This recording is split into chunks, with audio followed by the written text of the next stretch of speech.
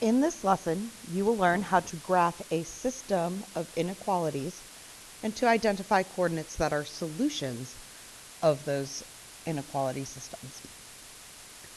So this is what a system of inequalities looks like. The system is made up of two or more inequalities. And we're looking for the common x's and y's that make both of those statements true. So in this system, equation 1 is graphed with a dotted line, which means any point on the line is not actually a solution to the system. This line is just a boundary. Inequality number 2 is graphed with a solid line because of the equal to underneath. The solid line means all the points on the line are solutions to the system. The double shaded region are all of the solutions that work for both of the inequalities. So this is how it works. Here are some steps that you can follow to ensure that you graph your inequality systems correctly. They are listed on your note sheet. So here's our first example. We want to graph this system of inequalities. So the first thing we're going to look is to see if the inequalities are solved for y. And they are both solved for y. So this is going to be inequality number 1 and inequality number 2. So I'm going to start with inequality number 1. Y is greater than or equal to negative 5/3 x. And since it's solved for y, it's in slope-intercept form, I can find the m and the b. The m is the coefficient of x, so it's negative 5/3. But I don't see a number by itself. That means that b is 0. So I put 0 on my coordinate plane.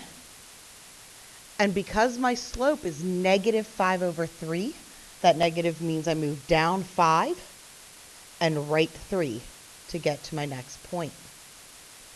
Okay. I don't have any room to do it again, so I can do the reverse of the directions and go up and left. But now I have 3 points I can connect with a line. So now I want to graph the line. I look at the original inequality symbol. It's got a line underneath it, so the line that I create is going to be solid. Okay. Now, normally we use 0, 0 as our test point, but we don't have that option. So I'm going to choose 0, 1 to figure out where to shade. So if I'm using the point 0, 1, the 1 replaces the y in the inequality, and the 0 replaces the x. Anything times 0 is 0. Is 1 greater than or equal to 0? Since the answer is yes, we're going to shade the side that contains the point. Now I shaded with spaced out lines. This is going to be helpful because we're graphing two inequalities on the same grid. The second inequality is y is less than 4. To graph this inequality, I'm going to graph the boundary line y equals 4. Remember, this is a horizontal line through the y-axis at the point of 0, 4. If you look at the inequality symbol, there is no equal to, so the line that we are going to graph is going to be dashed.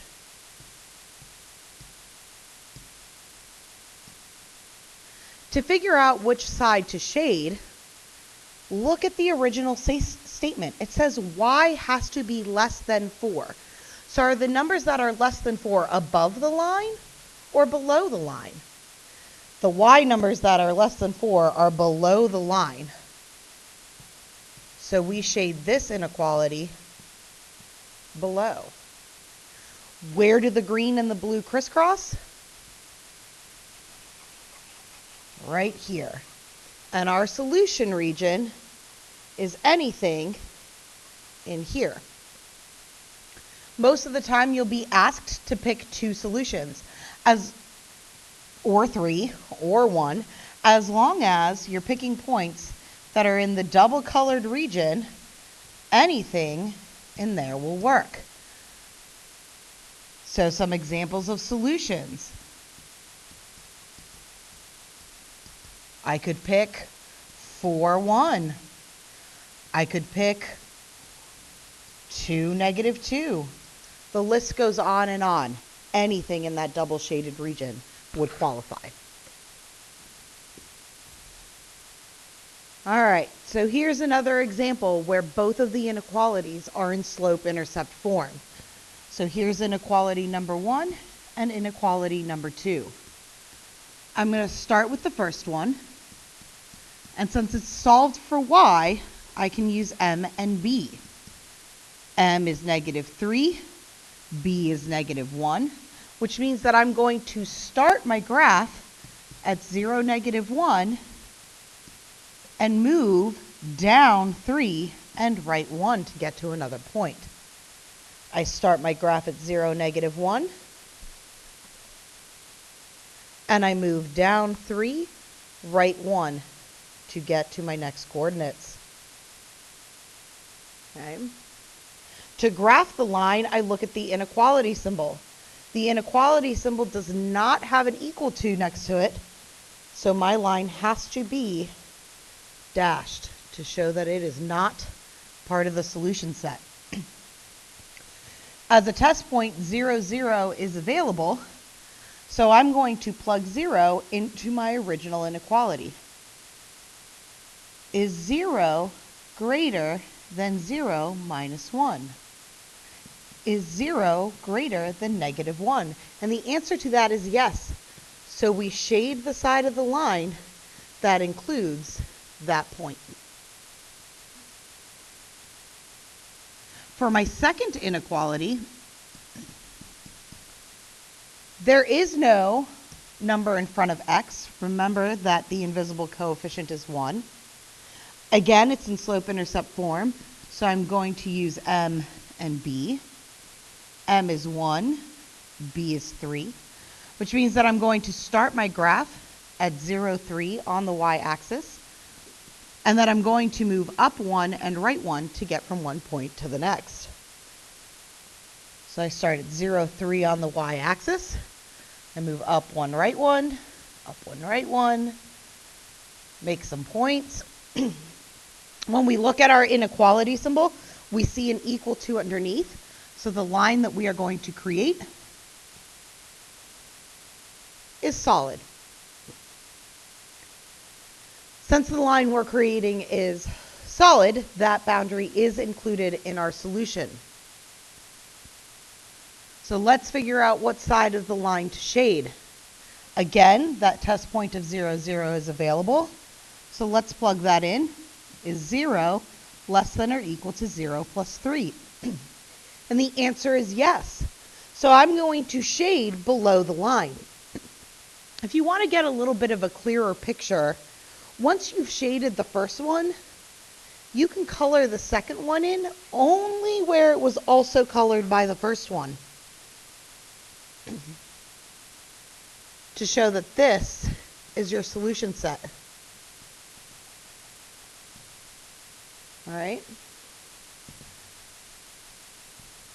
Pick a couple of points to label as solutions. I picked 4, 0 and 6, -3 because they were both in the double shaded region.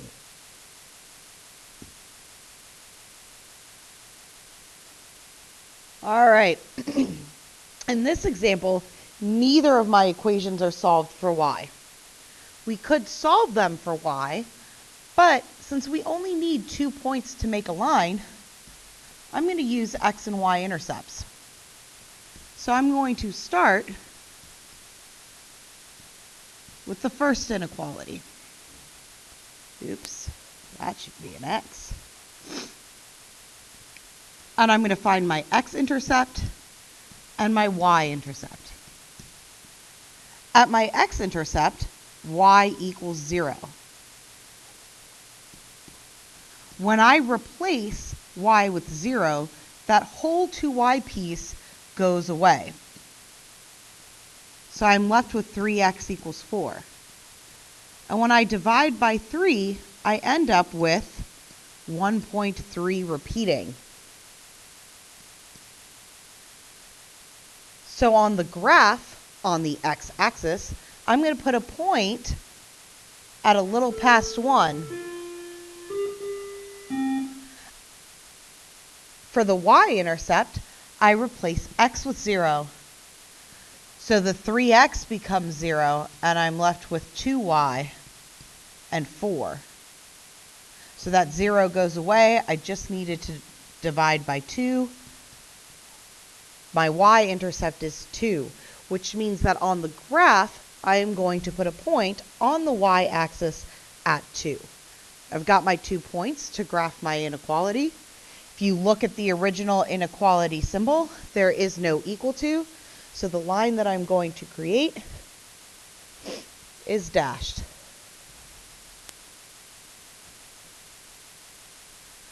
I need to use a test point to find what side of the line I'm going to color. 0, 0 is available. I go back to my original inequality. Is 0 plus 0 less than 4? And because 0 is less than 4, I shade the side of the line that includes that coordinate.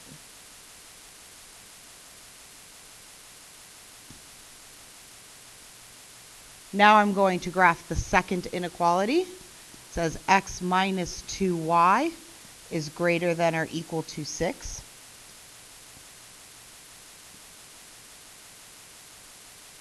Again, this is not in slope-intercept form, so I'm going to use intercepts. I'm going to say, all right, I want my x-intercept and my y-intercept. At the x-intercept, y equals 0. So this whole 2y gets replaced with 0. I'm left with x equals 6. So my x-intercept is 6, 0. I come to the x-axis for the x-intercept, and I plot my point. At the y-intercept, x equals 0, so I replace x in the formula with 0, and I'm left with negative 2y equals 6. A lot of you make mistakes here when you go to do your division and drop the negative. Don't do that. It changes what your intercept will be. And we end up with y equals negative 3. So our y-intercept is 0, negative 3. We come over to our grid and we plot the point 0, negative 3. Looking at our inequality symbol, there is an equal to, so the line that we are going to graph is going to be solid. 0, 0 is available again. So I'm going to replace both x and y in my original inequality with 0. Is 0 minus 0 greater than or equal to 6? Because 0 is not greater than or equal to 6, I'm going to shade the side of the line that does not include the point. Everything in here is in my solution set, because this right in here is my double shaded region. Okay, so some examples of solutions include 0, negative 5, 1, negative 9, and the list goes on and on. Okay, this concludes the video lesson. Go ahead and get started with your practice.